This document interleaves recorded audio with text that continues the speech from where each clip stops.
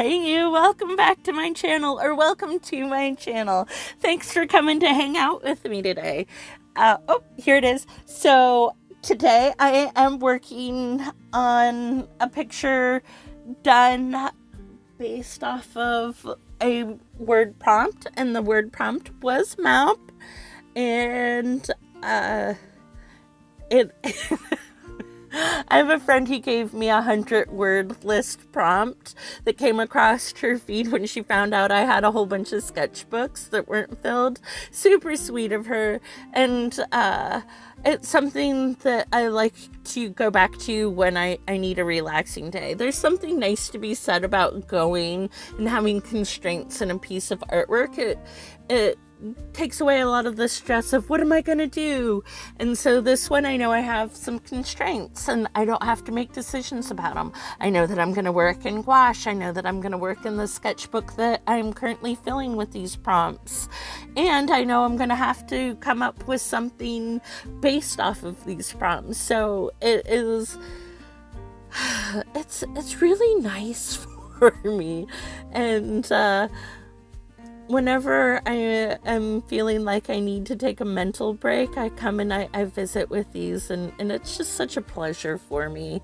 So I did this little painting. It's my interpretation of an actual street map. It's in downtown Austin somewhere.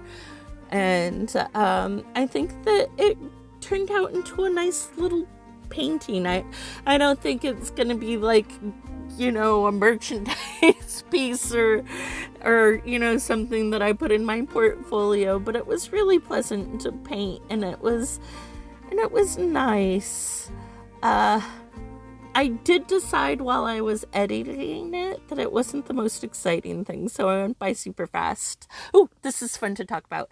These are my Artist Loft watercolors, and I've heard other people complain about them because they aren't translucent, and they are kind of low budget feeling if you're going for watercolors, but they really kind of remind me of gouache. So like it works with that part of my brain that's like, I love gouache.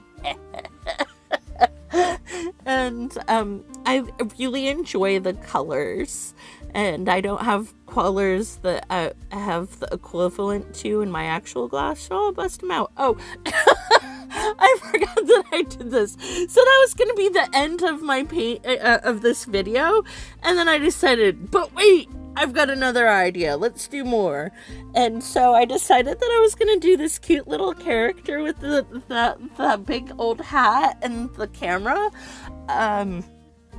I decided that I was going to make a tourist, and I feel like that those are two sort of like stereotypical things, along with the actual use of maps. You don't really see people using paper maps anymore. Everybody's got their phone and they're recording, but you go someplace with tourists and they'll have like those like travel maps that are given out by the different locations, and so alive and well in our tourist communities.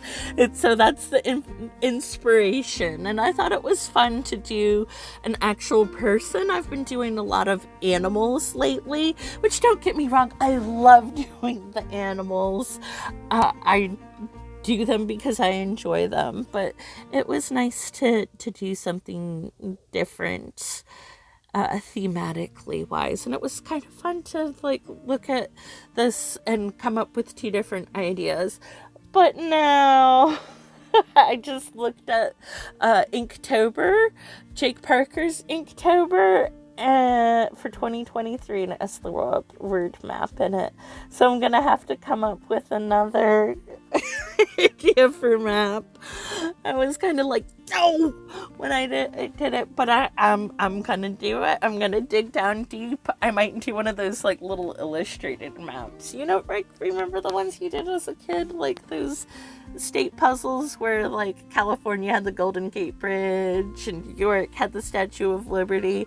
Maybe I'll do something inspired by one of those. Who knows?